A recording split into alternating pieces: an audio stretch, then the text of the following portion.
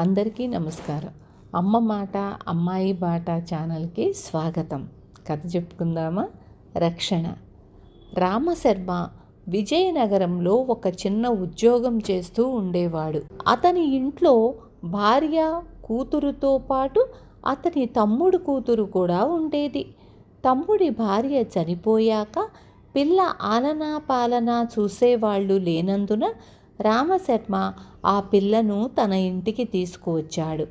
రామశర్మ భార్య మరిది కూతుర్ని తన కూతురితో పాటు ఎలాంటి భేదభావం లేకుండా చూసుకునేది.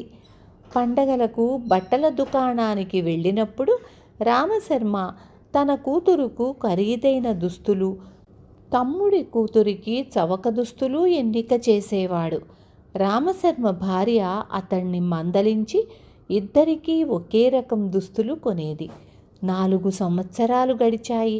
రామశర్మ పండగలకు తమ్ముడు కూతురుకు చవక దుస్తులు కొన్నా భార్య అభ్యంతరం చెప్పడం మానేసింది.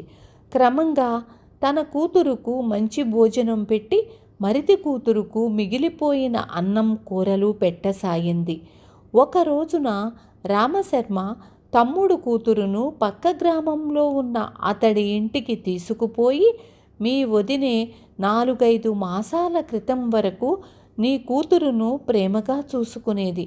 నేను పండగలకు దాని సంగతి తెలుసుకుందామని నీ కూతురుకు చవక దుస్తులు ఎన్నిక చేస్తే నాతో పోట్లాడి మంచి దుస్తులు కొనేది. ఇప్పుడు తనే నీ కూతురుకు చవక దుస్తులు ఎన్నిక చేస్తున్నది. మరికొంతకాలం గడిస్తే నీ కూతురును రాచి రంపాన పెట్టగలదు కూడా. ఇక ముందు నీ కూతురు రక్షణ భారం నీదే అని చెప్పాడు. విన్నారు కదా. రేపు మళ్ళీ ఇంకొక మంచి కథతో మీ ముందుకొస్తాను.